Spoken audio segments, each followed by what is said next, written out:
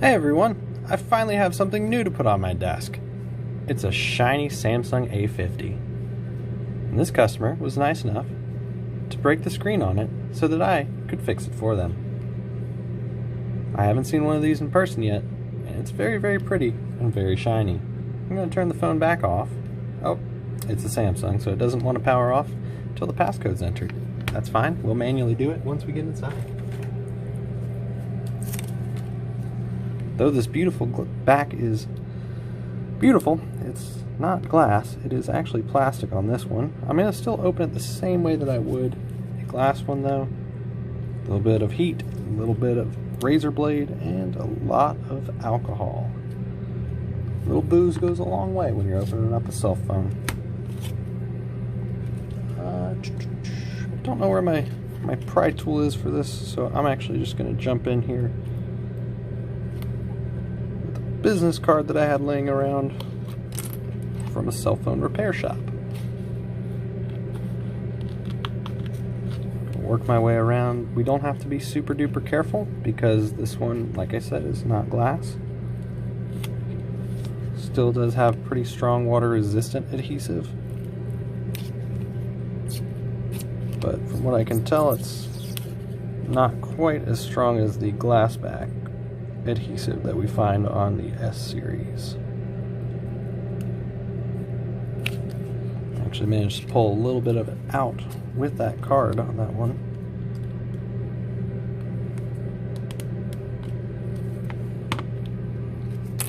Getting much closer.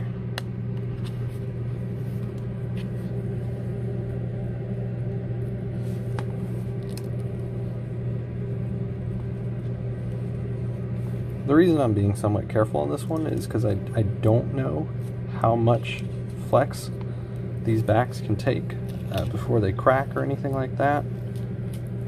Obviously they can take a lot more than glass, but I don't want to test it out on not my phone. Yeah, you can already tell it's flexing quite a bit by comparison.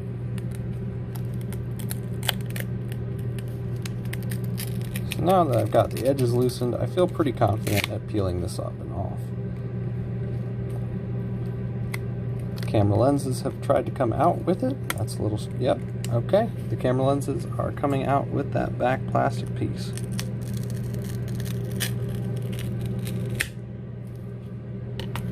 And we're inside. Beautiful. All right. Let's go over to our regular workstation and we can check this out and we can already see the problems that we have caused.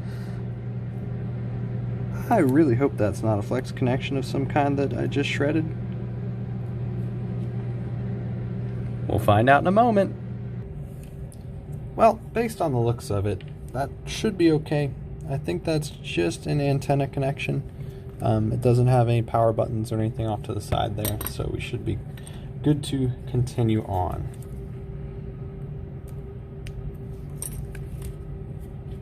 Pop out the SIM card.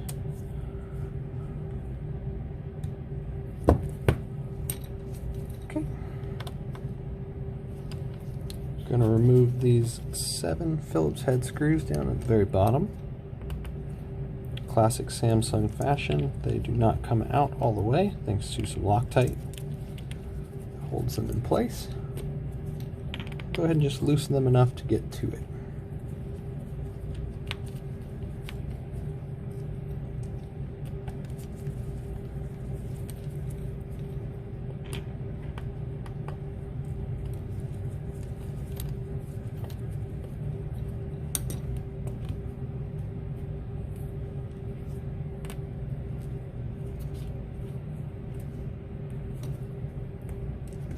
All those screws out of the way. We've got a few more at the top. Needs our attention. I'm really concerned with that antenna. What happened to that thing? How is it supposed to look? Oh, is it supposed to...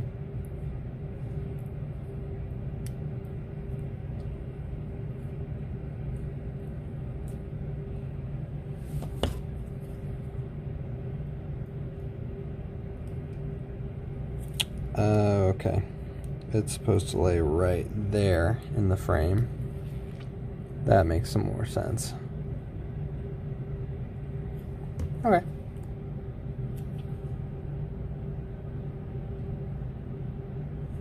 Neato. Let's carry on. Still got some screws up at the top here. Just throw our screwdrivers. A fit of rage and enjoyment.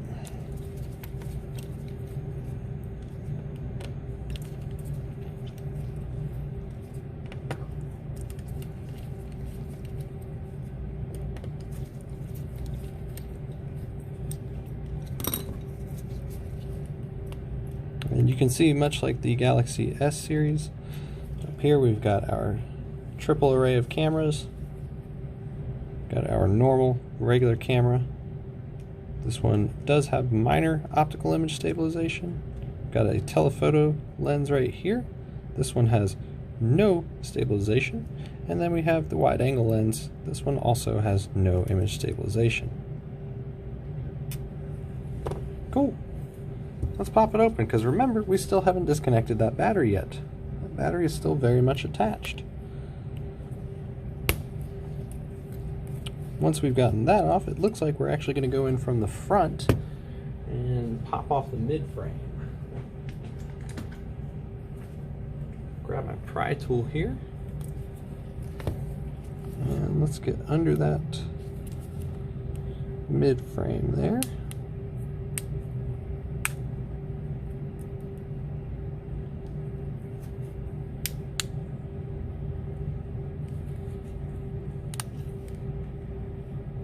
A little bit easier to work with, a little bit more malleable thanks to being plastic, so it's actually a little bit easier to separate and open without worrying about snapping it. I'm just worried that I just realized I had my own telephoto on. Sorry about that. Zoom out real quick for you. As we continue to work our way around, popping the mid frame off. Mid frame is now loosened and comes out easily. Backside of the mid frame, we see a few different connections. We've got various antenna connectors up at the top there for wireless, radios, all that good stuff. Speaker at the bottom seems to be housed or encapsulated in this water-resistant adhesive. That'll keep any water, I guess, from going through that speaker, getting into your phone, though that's super unlikely given that, you know, there's no opening right there. Hey, that's up to Samsung's team, not me. Remember the battery. Don't forget the battery. Phone is now off. I didn't even have to enter a passcode. That's pretty cool. You know, while I'm this deep in the phone, I should probably grab the new replacement part and find out what it's got on it, what it doesn't.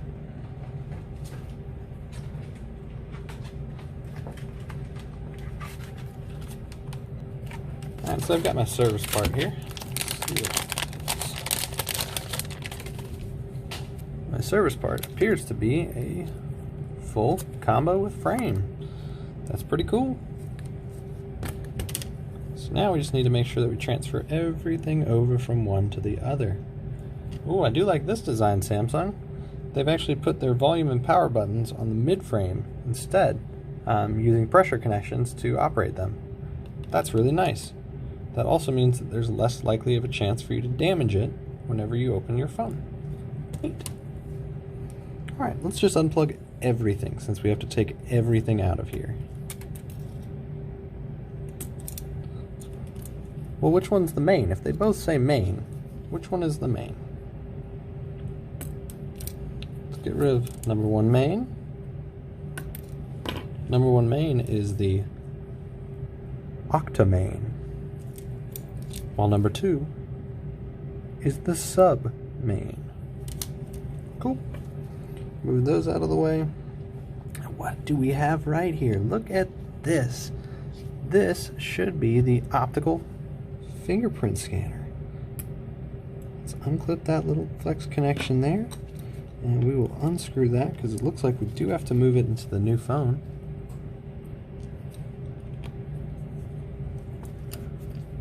Sorry about the autofocus. We're working on that. Better cameras are coming. Remove our tiny optical fingerprint reader. You'll notice it's literally just a small, very low resolution camera Looks like it may actually only have one color as far as the sensor goes, the CCD or the CMOS underneath. I'm wondering actually, I'm not super familiar with the fingerprint readers. I wonder if it is using a CCD sensor on the back, or if they've all switched to CMOS by now. Alright, let's move on. We have a very long red antenna wire that's running up from our daughter board charge port board, headphone board, jack board. And he runs in that channel there, so I'm just going to unplug that. Looks like our board is held in at the top with a single Phillips head black colored screw. One screw and the board is loose and out. Let's go ahead and get this bottom charge port board, which does not appear to be held in by anything other than probably some adhesive. I don't see any screws on here, so we should be good to just start lifting it, prying it just a little bit.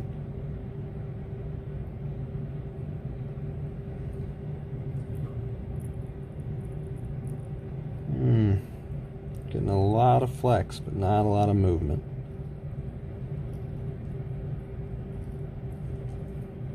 A lot of flex. Let's hope that Samsung has put underfill in this thing.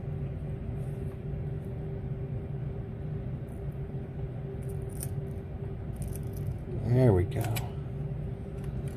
We're loose, but we're hooked. What are we hooked on? What are we hooked on? More adhesive. There it is. We've got our USB-C headphone jack board out. The screen appears to have this. This is a very interesting little connector right there. That little connector is actually what the main 2 connects to.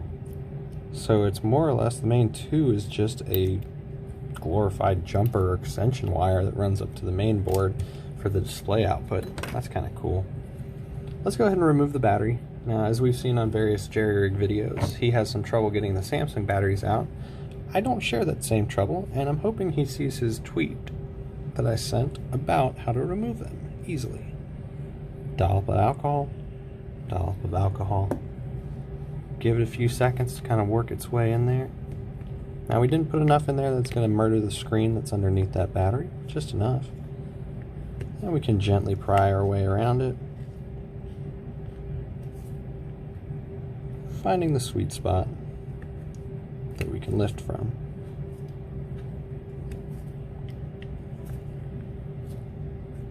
As you can see, I've actually jinxed myself by saying that this one is easily removed with alcohol.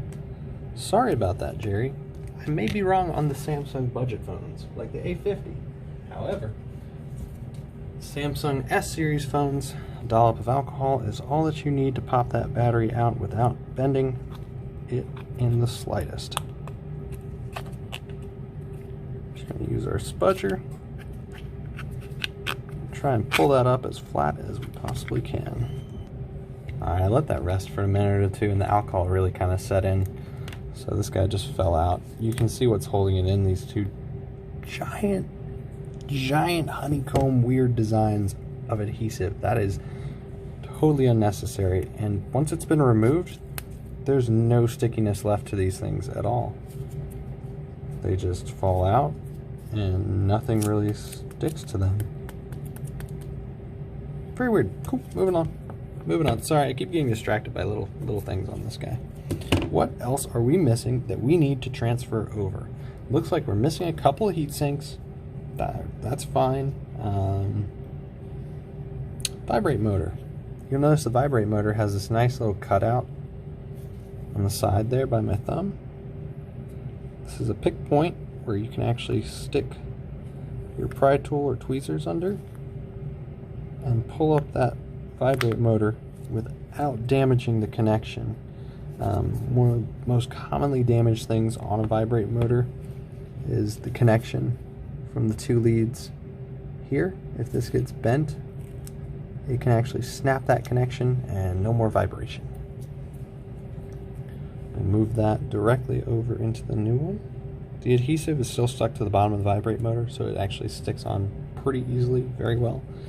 I'm gonna see if I can't transfer these little heatsink stickers, and I'm gonna go with a hard no on that. We're gonna go with no, we're not transferring it. What about the other one? Nope. Nope, that is some weird jelly nastiness. So we're not going to worry about that. Looks like we need to transfer over our headphone. What is that? Oh, that's our ear speaker. I am not used to an ear speaker being there. You'll notice though that we also have yet another pick point for prying. Samsung knows that their phones are going to get taken apart. They might as well make it somewhat easier for folks. Get our tool under there.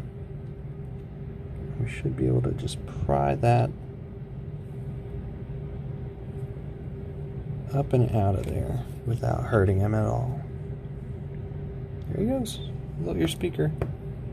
And I think that might have been our last component from this one. Pop that in there.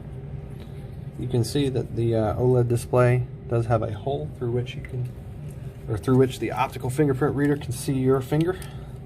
If I hold a flashlight to it, you can actually see that light going through the OLED.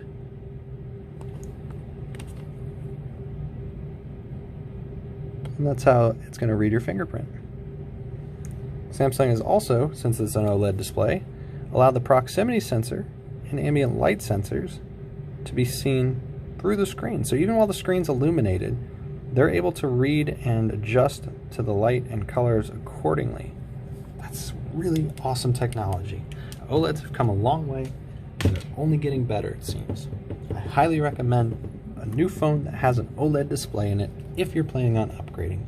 Remember, there's usually no reason to upgrade, at least not for a couple years. Let's go ahead and remove all these little sticker tabs on there. Hey, look, extra heatsink pad. Thanks, guys. Oh, look, an extra heatsink pad. We're still missing that middle one. I don't know what's going on there.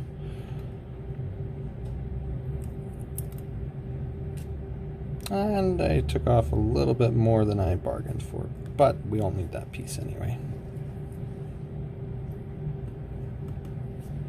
Pop that out, all the protective bits, get those out of the way.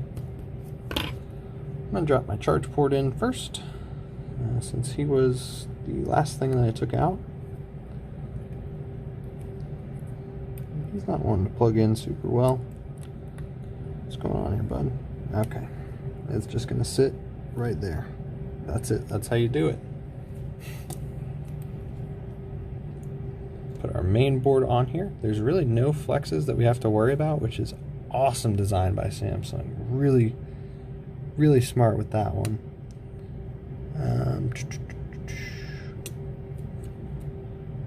What am I missing here? Am I missing anything? I'm not missing anything. I am just slowly losing my mind. Completely to be expected. Take our singular board screw. We're going to screw it right back into that singular hole that held the board in. I feel like that one screw hole is doing a lot of the work for this thing.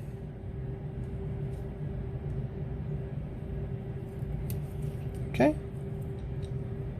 We're all plugged in nicely. I feel like this isn't snapping into its place very well. Is that what's happening here? Does he just have to sit and hope? I think he just has to sit and hope. We'll get him when we screw it down.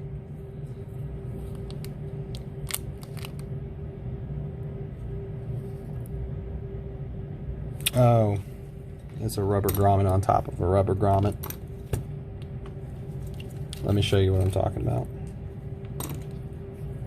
So this little rubber grommet right here that's covering up the proximity sensor, they've actually already got one in the frame up here, so that wouldn't allow it to push down. Now it fits perfect. It's like a glove. Now we can screw that thing back in.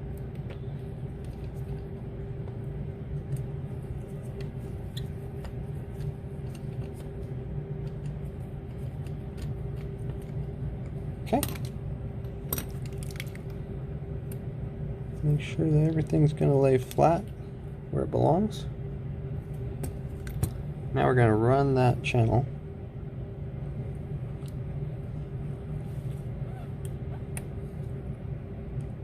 all the way down to its nice little home at the bottom.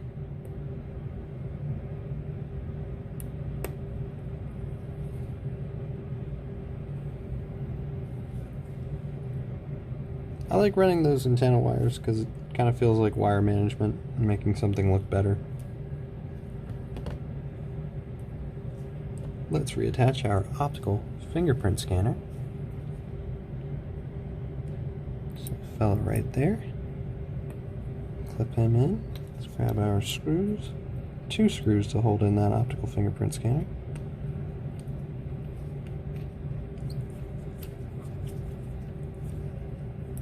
Well, you can tell this is a new part. Any of the plastic screw holes are getting bitten into pretty tightly. Cool. That attached.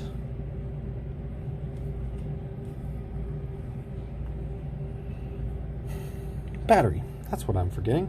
A battery. Some of the stickiness has returned. That's a good sign. I'm actually going to add a little bit extra down here though, to make sure that it holds. A lot of times people will toss their phone and take a bump or something, and the battery's shaking loose, and they're like, what's loose inside my phone? You guys were the last ones who worked on it. Remember, that goes back to what was said in the Lewis Rossman video about once you touch it, you own it. So they're always going to go back to you if anything goes wrong, and also blame you, because that is how customers work in retail America. We're going to hook that battery back into there. I'm not going to connect it just yet. Let's get our main extension going. I was wrong. The main actually plugs into that one at the bottom. The number 1 main octa actually plugs into the bottom one there. That's your display extension ribbon. Then we've got our 2. That's going to be the an accessory ribbon, which is going to control things like audio, charging, good stuff like that. Let's plug in our battery finally. It's the last thing that we need to connect to test it. Let's actually test to make sure it turns on. And since I'm not going to plug in that mid frame with the power button on it, I'm going to bridge these 2 pins right here. And we're on. This is as easy as that. I enjoy working on the Samsung A50s. I was pretty skeptical that they were going to feel cheap and junky, but honestly, this feels like a Galaxy S8 or an S9 in terms of build quality. I am thoroughly impressed with the build quality on these things.